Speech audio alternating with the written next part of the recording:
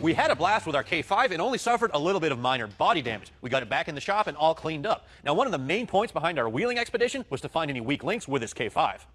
And what we found is we definitely need more power, more gearing, obviously a bigger lift, and more aggressive tires will certainly help. And of course, a winning paint job. And we're going to do all this without cutting our K5 up. That's right. We know you guys would just crucify us if we ended up chopping the fenders on a rig as nice as this. So we're basically going to treat it to a full-blown restoration with a couple of custom touches along the way. That's right. And by the end of the day, we'll have our classy K5 tore down.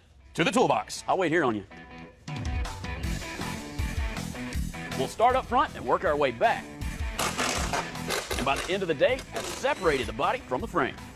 The square body is one of today's most popular GM trucks to build. Introduced with a 1973 model year, it's the third generation of the C and K series trucks, following the 60 to 66 and 67 to 72. Square bodies saw several revisions during their run from the factory. Over the years, you could get many different engine and transmission combinations, ranging from the entry-level 250 cubic inch straight six to the big block 454 and even a 6.2-liter diesel. 1987 was a special year because it was the last year of the square body pickup for C and K10s, but the first year GM offered fuel injection in a half-ton pickup, making 87s a one-year only truck.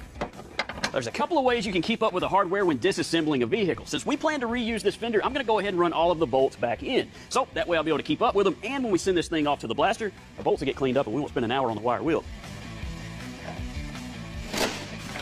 Now, this fender, on the other hand, we're not going to reuse. It's got some body damage, and they're inexpensive enough to replace. So rather than going and screwing a bunch of bolts into this fender and having it stored around the shop for 7 or 8 months while we wait to reassemble the truck, I like to take a plastic bag and clearly label it with the name of the project, location of the bolts, and a description. Now, it might seem simple, but it'll save you so much time when it comes to reassembling a project because you don't have to go pawing through a bucket of bolts trying to figure out what went where. So let's face it, there's a lot of hardware on a truck like this.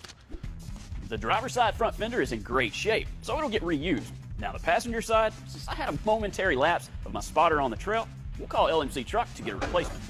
Throw that one in the scrap. It's rusty. A little more Chevy Blazer history.